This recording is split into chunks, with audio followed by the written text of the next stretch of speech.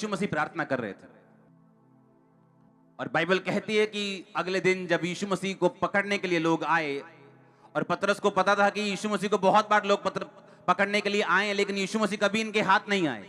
लेकिन उसको इस बार पता नहीं था कि यीशु मसीह ने अपने आप को उनके हाथों में जानबूझकर देना है, क्योंकि अब टाइम आ चुका है कि सूली पर वो चढ़ाए जाएं और तीसरे दिन मुर्दों में से जी उठें। और बाइबल कहती जब यीशु मसीह को पकड़ने के लिए वो आए तो पतरस ने 3 बार परमेश्वर का इनकार किया जब वो परमेश्वर के पीछे गया, हाँ या ना।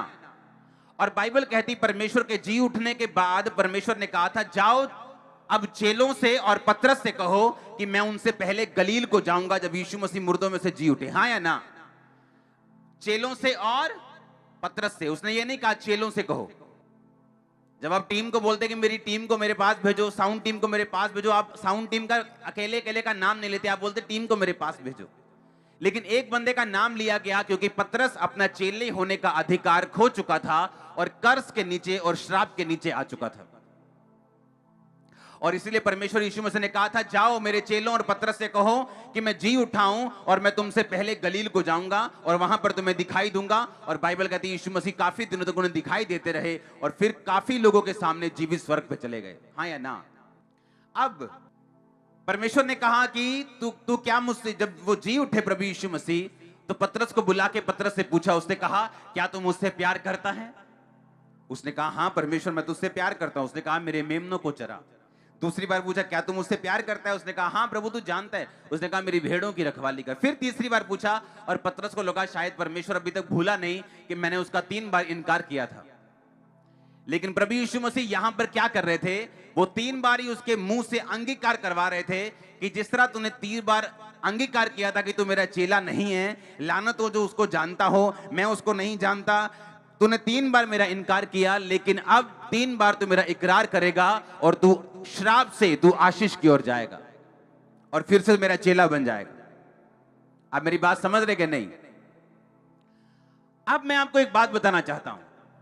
पतरस जो परमेश्वर से दूर हो चुका था, इनकार कर चुका था, और उसको ब्लेसिंग में लेके आने के लिए परमेश्वर ने किस तरीके का उपयोग किया। याद रखो अगर आप 10 साल भी अपनी आशीष का इंतजार करते रहेंगे तो इंतजार करते ही रहेंगे, वो आशीष आपके पास नहीं आएगी।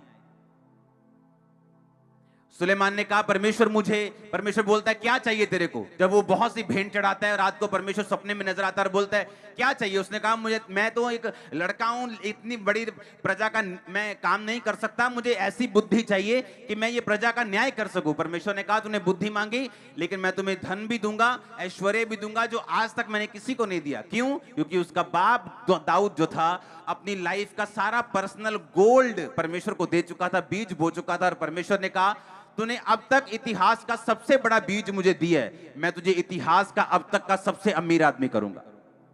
अपने आप कुछ नहीं होता, अपने आप कुछ नहीं होता। आज लोग ऐसे हैं जो फाइनेंशियल प्रार्थना ही करते रहते बैठकर, परमेश्वर कब मेरी नौकरी लगेगी, परमेश्वर कब मेरी ये होगा, परमेश्वर कब ऐसा होगा, और सब कुछ परमेश्वर ने आपके हाथों में दिया हुआ। हालेलुया।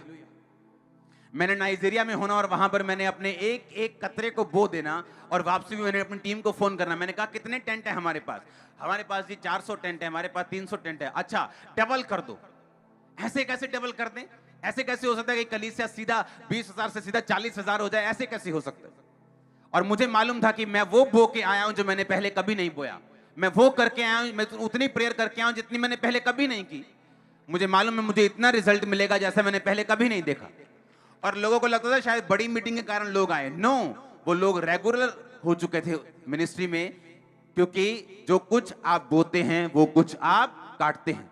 अब परमेश्वर ने मेरे हाथों में दिया हुआ था, उसके हाथ में नहीं था। उसने कहा मैंने तुम्हें स्ट्रक्चर दे दिया, मैंने तुम्हें सिस्टम दे दिया, अब उस सिस्टम के अनुसार तू काम करेगा और तू बढ़ेगा। ऐसे पास्टर भी हैं जो 10-10 साल प्रार्थना करते रहते हैं कि हाय परमेश्वर मेरी कलीसिया कब बढ़ेगी, तो कब लोगों को लेके आएगा, कब रूहों को बचाएगा, लेकिन कभी नहीं बोते, कभी प्रेयर में नहीं जाते, कभी फास्टिंग में नहीं जाते, अपना हार्ट परमेश्वर के लिए कभी नहीं खोलते। जब ये चर्च बन रही थी, साथ साथ मैं दूसरी चर्चों को भी सपोर्ट कर रहा था, अभी भी कर रहा हूं। आप समझ रहे मेरी बात? क्यों? क्योंकि जब अगर हम बोएंगे तो हम क्या करेंगे, और हम अगर हम ऐसा बीज बोएंगे जो पहले कभी नहीं बोया, तो ऐसी फसल काटेंगे जो पहले कभी नहीं काटी। अब परमेश्वर को यह बात मालूम थी। अब मैं आपको बताता हूं कहां पंजाबी किथे कुंडी फसी कहंदे ना, किथे प्रॉब्लम है, की पंगा की है, वो मैं तुम दसदा किथे प्रॉब्लम।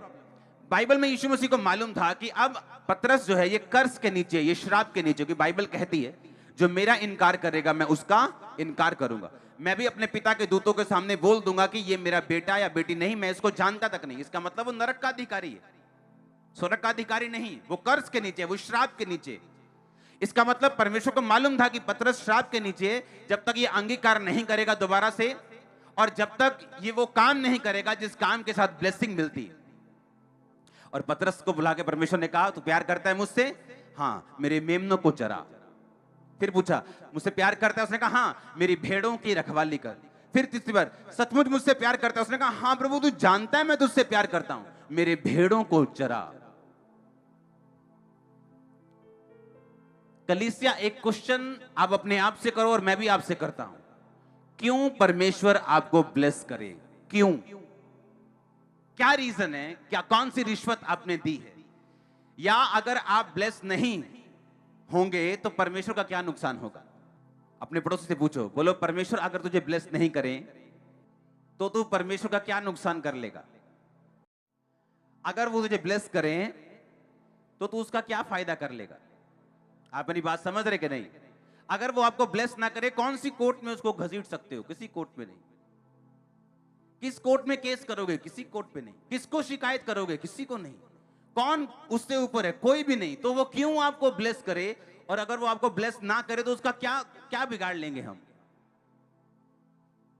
परमेश्वर ने सीधा सीधा नए नियम में उत्तर दिया। उसने कहा, अगर तू मुझसे प्यार करता है और तू श्राप से आशीष की ओर जाना चाहता है तो मेरे मेमनों की रखवाली कर, मेरे मेमनों को चरा, मेरे भेड़ों की रखवाली कर, मेरी भेड़ों को चरा। यानी तेरी जिंदगी पूरी तरह से सुसमाचार पर डेडिकेट होनी चाहिए, समर्पित होनी चाहिए, परमेश्वर के राज्य के लिए तेरी जिंदगी होनी चाहिए।